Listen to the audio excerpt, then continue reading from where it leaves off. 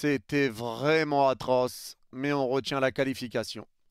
Salut les fraudes, j'espère que vous allez bien. On se retrouve pour une nouvelle vidéo. Et nouvelle vidéo, débrief du match entre Le Mans et le Paris Saint-Germain. Victoire 2-0 du PSG dans un match vraiment, mais vraiment dégueulasse où on avait tous envie de dormir. C'est un match qui est compliqué à débriefer en réalité, tellement le PSG a joué à la baballe, tellement on était au petit trot, tellement on faisait des passes et on repartait derrière, et on fait tourner et on repart et on revient derrière, on donne à l'ailier et on repart derrière, et on fait tourner et on fait tourner, et on n'était pas hyper dangereux. Bravo à Le Mans qui a essayé de jouer avec ses armes, avec un bloc assez bas, et ils ont essayé de nous contre-attaquer, ils ont eu des situations, ils ont quand même réussi à s'en créer des situations, ils auraient peut-être même pu marquer, et heureusement que c'est pas arrivé et que ça n'a pas été le cas. Mais aujourd'hui, c'est un PSG qui aujourd'hui n'a vraiment mis aucune envie et aucune intensité. Et moi, ce que j'arrive pas à comprendre, c'est à quel point les joueurs, les offensifs peuvent se retrouver aussi peu aidés par le milieu de terrain. Parce que le gros problème que le PSG a eu aujourd'hui, ça a été le milieu de terrain qui n'a strictement servi à rien. À chaque fois que Kvara avait la balle, il y avait 2 joueurs sur lui, 3 joueurs sur lui, 4 joueurs sur lui. Et il n'y avait personne pour lui proposer une solution. Désiré Doué de l'autre côté, pareil, 2, 3, 4 joueurs sur lui, pas de solution. Les milieux se sont cachés pendant tout le match, c'était ignoble. Et il n'y a pas un milieu de terrain aujourd'hui qui a fait un bon match. Les 3 ont été catastrophiques. Mayoulou, Lee Kang-in, Fabian Ruiz, j'ai envie de gerber. Même contre une nationale, les gars, à un moment donné, quand on vous laisse du temps de jeu, il faut quand même montrer aussi des choses. C'est pas normal de mettre aussi peu d'intensité. Zaguer latéral droit, ça a été une catastrophe. Même les joueurs que tu essayes de faire souffler, tu es obligé de les remettre. Hakimi que tu veux faire souffler, tu le fais rentrer en deuxième mi-temps. C'est pas normal. C'est pas normal de faire un match pareil parce qu'aujourd'hui, vraiment, ça a été fade. Il y avait très peu de mouvements. Tes attaquants, tu les laissais tout seuls dans la merde. Et défensivement, Beraldo faisait un petit peu peur, mais il y a eu un très grand pas de chaud, heureusement. Mais c'est pas normal que le milieu de terrain n'ait servi à rien au point de ne pas aider les attaquants et de ne pas aider la défense. Parce qu'aujourd'hui, le PSG s'est créé très peu de situations vraiment, vraiment dangereuses en réalité. Tellement tu devais essayer de trouver des solutions un petit peu miracles, un petit peu tout seul. Doué essayait toujours de trouver des solutions, mais il perdait le ballon assez souvent parce qu'il y avait 2, 3, 4 joueurs sur lui. Mais il essayait de faire des différences, mais il n'y avait pas d'aide. Il n'y avait pas d'aide. Tu jouais tranquille, les mains dans les poches, en slibard, et tu aurais pu te faire surprendre. T'aurais pu te faire surprendre, mais heureusement que c'est pas le cas. Parce que là, tu as joué 2 matchs en Coupe de France contre Espali et contre Le Mans. Les 2 matchs sont dégueulasses. Les 2 matchs que tu fais sont dégueulasses. Contre Espali, t'es pas loin d'aller au penalty. Et aujourd'hui, on était à 2 doigts de s'endormir. On était à 2 doigts de s'endormir. Mais le milieu de terrain, ce n'est vraiment pas normal le match qu'ils ont fait. Fabian Ruiz, les mecs, vraiment, je n'en peux plus. Je n'en peux plus. Fabian Ruiz, a.k.a. le yaourt nature. Ce mec-là est nul. Ce mec-là est nul. Je comprends pas, les gars. Je comprends pas. En Amérique, ils ont tout pack au PSG. On a Fabian avec lui, tout passe. Je comprends pas. Laisse-nous tranquille. Laisse-nous tranquille. Mais qu'est-ce que Luis Enrique lui trouve à ce type avec le brassard de capitaine en plus? Avec le brassard de capitaine. J'ai envie de gerber. Il prend la balle, il part derrière. Il prend la balle, il part derrière. Quand il y a Kvaratskhelia qui est pris par 3 joueurs, il va se cacher derrière un joueur de Le Mans. Il passe sa tête à côté. Eh, tu me vois, Kvara, je suis là si tu veux me te... Oh, mais sois normal. Sois normal, ce mec-là ne sert à rien. Ce mec-là est fade. Il est fade comme jamais. Fabian est ignoble, Fabian est horrible. Même contre une nationale, on le voit. Je ne sais pas comment il joue autant, comment il a autant la confiance de Luis Enrique. Moi, je pense qu'il a une photo à poil de Luis Enrique ou bien une photo de Luis Enrique avec une meuf. Je sais pas. Il y a forcément quelque chose. Ce n'est pas normal qu'il joue autant. Il y a forcément quelque chose. Je pense qu'il y a pression. Je pense vraiment qu'il y a pression. Je pense qu'il y a chantage parce que je ne comprends pas comment il peut jouer autant. Aujourd'hui, c'est pareil pour Lee Kang-in. Lee Kang-in que je défends ces derniers temps, qui prend beaucoup dans la tronche. Mais Lee Kang-in aujourd'hui, c'était pareil. Le problème de Lee Kang-in, c'est qu'il n'ose pas percuter. Mais il faut que tu commences à percuter. C'était l'un des meilleurs dribbleurs de Liga au moment où il rejoint le PSG. Mais là, il refuse de percuter, il refuse de dribbler. Aujourd'hui, c'était contrôle, passe en retrait, contrôle, perte de balle, contrôle, passe en retrait. Et on repart derrière, etc., etc. Ça a été un petit peu mieux à partir du moment où Hakimi est rentré en deuxième mi-temps et que ça combinait un petit peu avec Désiré Doué et Achraf. Mais Lee Kang-in, le problème, c'est qu'il est mieux en tant que remplaçant qu'en tant que titulaire. Et j'ai l'impression que ça se passe pour beaucoup de joueurs. Lee Kang-in, je le préfère quand il rentre en cours de jeu que quand il est titulaire. Mayoulou, pareil, parce qu'on va y venir aujourd'hui, il a été dégueulasse. Je le préfère quand il est remplaçant et qu'il rentre en cours de jeu plutôt que titulaire. Et c'est pareil pour Gonzalo Ramos, encore une fois, qui a été ignoble. il a été ignoble. Mais aujourd'hui, vraiment, Lee Kang-in a été décevant. Vraiment pas un bon match de Lee Kang-in. Le milieu de terrain, encore une fois, n'a vraiment servi à rien. Ils n'ont jamais essayé de porter la balle et d'essayer de faire monter tes attaquants, de les forcer à te faire des appels. Non, tu leur donnais le ballon. Ils étaient bloqués par 4 joueurs. Ils étaient bloqués par 4 joueurs. Mais encore une fois, s'il y a 4 joueurs sur quelqu'un, c'est qu'il y a de l'espace quelque part d'autre. Donc proposez des solutions. Faites des appels. Toi, tu es là, tu fais une passe. Tu vois que Gvara est pris par 4 joueurs et toi, t'attends en retrait. T'attends, tu bouges pas. T'essayes pas de partir en profondeur, de proposer quelque chose. Non, tu proposes rien. Tu proposes rien. Et Mayulu, c'est pareil aujourd'hui. Mayulu a été hyper décevant. Pourtant, c'est un jeune Titi qu'on aime beaucoup. Hein. Mais Mayulu, très décevant. Des pertes de balles, des tirs. J'ai l'impression qu'il n'avait pas envie d'être là. Des tirs qui passent au-dessus, à côté. Des tirs, il tire vraiment comme parce qu'il doit tirer. J'ai l'impression qu'il n'avait pas envie d'être sur le terrain. Mayulu, ça a été une catastrophe également ce soir. Les trois milieux de terrain ont été vraiment catastrophiques. Et Zaguet sur le côté droit. Oh, c'est plus Zaguet, c'est ça y est, je peux plus. Vraiment, je sais même pas s'il a le niveau pour jouer allemand. C'est le pire Titi parisien que j'ai vu de ma vie. Ce mec-là est très mauvais. Les gars, j'en suis à un point où je préfère Colin Dagba. Je préfère Colin Dagba à Zaguet, ça devient quand même vraiment très grave. Ce mec-là n'a pas le niveau pour être au Paris Saint-Germain. Il n'a pas le niveau pour jouer en Ligue 1 tout court. En Ligue 2 même, je suis pas vraiment sûr de l'info. Donc vraiment, les gars, Zaguet a été catastrophique lui aussi ce soir. Ça a été ignoble à tel point que t'as pas pu laisser se reposer Hakimi. Beraldo, ça a été compliqué défensivement, ça passait un petit peu trop facilement dans son dos, il prend des petits ponts et ça part en contre-attaque et il est pas à l'aise. Ça a été vraiment atroce. Mais vraiment, objectivement, là, j'en veux pas réellement aux attaquants. Parce qu'aujourd'hui, t'as Kvaratskhelia et Désiré Doué qui n'étaient pas réellement aidés. Donc, ils devaient essayer de faire des différences un petit peu tout seul. Mais aujourd'hui, je suis frustré parce que Kvaratskhelia doit terminer avec au minimum un but et 2 passes décisives ce soir. Mais c'est pas le cas. Il termine en n'ayant pas staté. Parce que je le rappelle, en fin de match, il y a une grosse occasion sur un corner qui a été joué par Le Mans. Lee Kang-in récupère Gvara seul au milieu de terrain, t'as plus qu'à le lancer, il rate la passe. Il rate la passe. La passe qui met à Hakimi, Hakimi rate le face-à-face, grosse parade du gardien, là-dessus, il n'y a pas de problème. Mais il y a des occasions, Gvara arrive à redonner à Mayulu, Mayulu tire à côté. Gvara fait du bien aujourd'hui. Il a été plutôt remuant, il a été plutôt à l'aise dans son rôle, pas aidé encore une fois, ça je le répète, et c'est pour ça que de temps en temps il perdait un petit peu le ballon, mais la qualité de passe de Gvara, elle a été présente. Le match de Gvara aujourd'hui, ceux qui disent que Gvara a été nul, ouvrons le dossier Gvara, vous êtes complètement malade.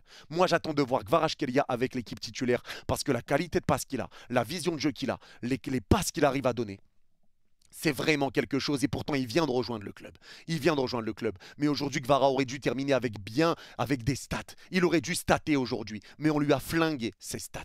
On lui a flingué ses stats. Et c'est ça qui me dérange. Ça me pose vraiment problème. La passe de Lee Kang-in alors que Gvara est seul et qui peut partir en contre. Franchement, ça me frustre. C'est tous ces petits trucs-là qui me frustrent un petit peu parce que vraiment le match a été compliqué et c'est les changements qui ont fait que ça allait mieux. L'entrée d'Hakimi, l'entrée de Mendes, l'entrée de Vitinha, ça a fait du bien. Et l'entrée de Bradley Barcola, ça a fait du bien.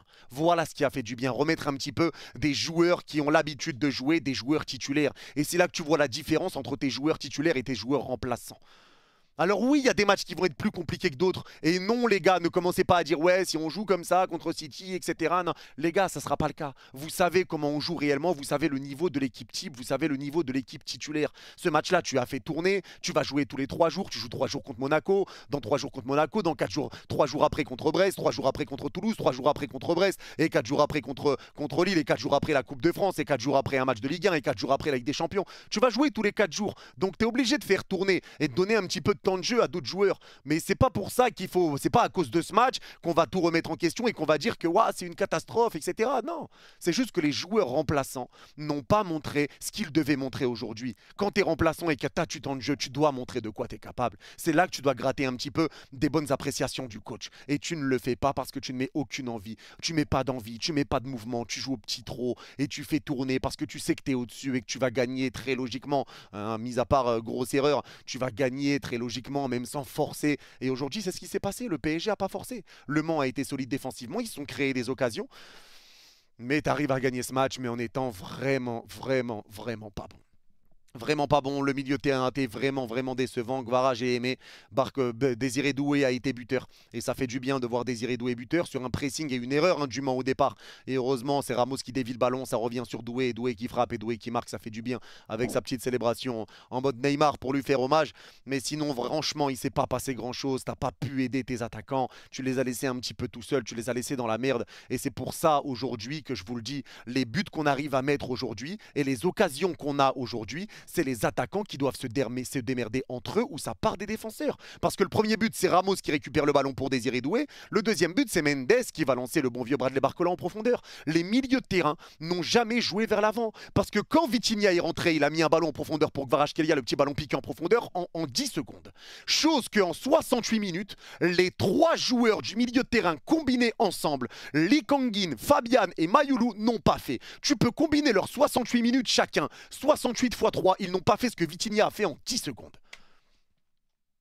À un moment donné, faut arrêter. Faut arrêter. Franchement, faut arrêter. Montrer un meilleur visage, montrer quelque chose, montrer de l'envie. Parce que le match qui a été fait aujourd'hui, ça a été vraiment ignoble. On s'est fait atrocement chier dans ce match. Atrocement chier. Donc j'espère qu'on va affronter une équipe de Ligue 1 sur les prochains matchs. Parce que 2 fois qu'on affronte des équipes de nationale et on voit comment ça se passe. Donc non merci. J'espère qu'on va tomber sur une équipe de Ligue 1 et qu'il se passera vraiment du jeu. Et que là, tu seras obligé de jouer sérieusement. Parce que jouer au petit trot comme ça, moi, ça me va pas. Ça me va pas de jouer de cette manière. Même si encore une fois l'essentiel est là, c'est la qualification. Moi ce que je retiens aujourd'hui les gars, il y a 3 choses que je retiens aujourd'hui, même 4 on va dire. Aujourd'hui c'est la qualification, c'est le retour de Presnel Kimpembe et ça fait plaisir de revoir Presnel même si son entrée a été compliquée, tu sens quand même, hein, il est rentré 3 minutes après, il prend un carton jaune, l'occasion là avec la demi-volée de Gay qui est arrêtée par Savonov, il est mal placé, tu sens quand même que son entrée est pas top à Kimpembe mais ça fait vraiment plaisir de le revoir. J'ai par contre beaucoup de doutes sur le fait qu'il va retrouver son prime et son vrai niveau, j'ai beaucoup d'inquiétude à ce niveau-là. Mais en tout cas, ça a fait vraiment plaisir de revoir Kimpembe 2 ans après. 2 ans après qu'on n'avait pas vu Kimpembe, ça fait 2 ans. Et donc, ça a fait vraiment plaisir de le revoir, même si aujourd'hui, son entrée n'a pas été tip-top sur les minutes qu'il a eu à jouer. Je suis également content du match de Kvaratskhelia. Pour moi, Kvara aujourd'hui a montré de bonnes choses et pour moi, c'est prometteur pour la suite quand il sera aligné avec l'équipe titulaire et avec des vrais milieux de terrain. Et j'ai été content également de Bradley Barcola. Parce que Barcola, quand il est rentré pareil avec Vitinha, ça a changé le match. Et encore une fois, Barcola montre encore une fois que sa période de disette, sa période compliquée est passée. Parce que l'entrée de Barcola a fait du bien. Barcola a reçu un ballon de Nuno Mendes en profondeur, accélération, il est passé, il est resté solide à l'épaule, frappe premier poteau et ça marque. Et ça fait du bien parce qu'il continue d'être décisif. Espali un but, une passe D, Lens un but, une passe D, City un but, une passe D, Stuttgart un but, une passe D. Et là encore une fois, il est buteur. Il est buteur. Et même, je crois qu'il est, je ne sais plus s'il avait été décisif sur le match d'avant en Ligue 1. Mais en tout cas, encore une fois, il est buteur et ça fait du bien de voir un retour en forme à ce point-là de Bradley Barcola. Bradley Barcola fait une bonne entrée et tu as senti directement quand il est rentré. Avec ses dribbles, encore une fois, il a beaucoup déstabilisé la défense de Le Mans. Il les a beaucoup perturbés, les passements de jambes, les feintes de corps, tout ça, il arrivait à centrer, etc. Et son entrée a fait du bien. Vitinha a fait du bien, ça a ramené aussi de l'équilibre. Il a réussi à ressortir les ballons proprement, il essayait de trouver les attaquants. C'est ça, c'est juste ça, un milieu de terrain qui a essayé de faire son taf, d'aider la défense et de servir les attaquants. Il a fait son taf. Parce qu'aujourd'hui, les milieux de terrain, sinon, ça a été dégueulasse. Vraiment, le match a été une purge. Faut dire la vérité, ça a été une purge. Même Savonov a pas, même Beraldo a pas été très rassurant aujourd'hui. Ça a été vraiment compliqué. Et heureusement qu'il n'y avait Pacho parce que Pacho a sorti par contre une vraie performance. J'espère que Lucas Hernandez n'est pas blessé parce qu'il s'est fait marcher sur le tendon. Et Savonov a fait une énorme parade en fin de match. Heureusement qu'il a été là. Il a fait une très belle parade. Mais les sorties aériennes en première mi-temps, il faisait un petit peu peur. Ça faisait un petit peu peur ces sorties aériennes. Donc vraiment match compliqué. Match compliqué. Match que tu n'avais pas réellement envie de gagner. Match que tu n'as pas emballé. Match où vraiment il ne s'est pas passé grand chose. Mais match où tu arrives à te qualifier. Donc on va retenir quand même le positif. Je le répète encore une fois. Ne pas faire de grandes conclusions par rapport aux prochains matchs qui vont arriver. Tu as fait tourner l'effectif. C'est pas l'équipe type. C'était un match sur un terrain qui était compliqué. Contre une nationale qui a joué bloc-bas et qui jouait le match de sa vie. Donc forcément les gars, ça peut ne pas être un match facile et ça n'a pas été un match facile, mais c'est pas pour autant que tu vas jouer comme ça au prochain match de Ligue des Champions contre Brest ou contre Monaco vendredi. Ça n'aura strictement rien à voir. Doucement sur les conclusions qui n'ont aucun sens, parce que là ça n'aura strictement aucun sens. Là on parle vraiment de ce match-là et ce match-là a été décevant. Et beaucoup trop de joueurs ont été décevants. Et franchement, ça rend fou. Mais Fabian, faut arrêter. Fabian, faut arrêter. Moi, ça y est, j'en peux plus. J'en peux plus. Ce mec-là sert à rien. C'est vraiment trop fade et ça n'apporte strictement rien. Ça me rend fou de le voir sur le terrain tout le temps. J'arrive pas à comprendre. Enfin bref, match très compliqué à analyser comme je vous l'ai dit. C'est quasiment rien passé sur ce match. Il n'y avait rien du tout. Mais en tout cas, l'essentiel est là. C'est la qualification, on va dire. Maintenant, on est qualifié pour les quarts de finale. On verra jeudi l'adversaire qu'on aura en quart de finale vu que Lille s'est fait éliminer contre Dunkerque. Il y a encore un gros qui sort. Donc bravo à Dunkerque pour la qualification. Mais en tout cas, vous le voyez, je suis explosé. Le match m'a complètement fatigué. Ils m'ont buté. C'était vraiment, on s'endormait devant le match. C'était horrible. En tout cas, c'est tout pour ce débrief. N'hésitez pas à me dire en commentaire si vous êtes d'accord ou pas d'accord avec moi. Et ceux qui ont regardé ce débrief jusqu'à la fin, n'hésitez pas à mettre lumière en commentaire et je comprendrai que vous l'avez vu jusqu'à la fin. Prenez soin de vous. Vous êtes les gouts. Et allez Paris. Bye bye. Atroce le match. Atroce.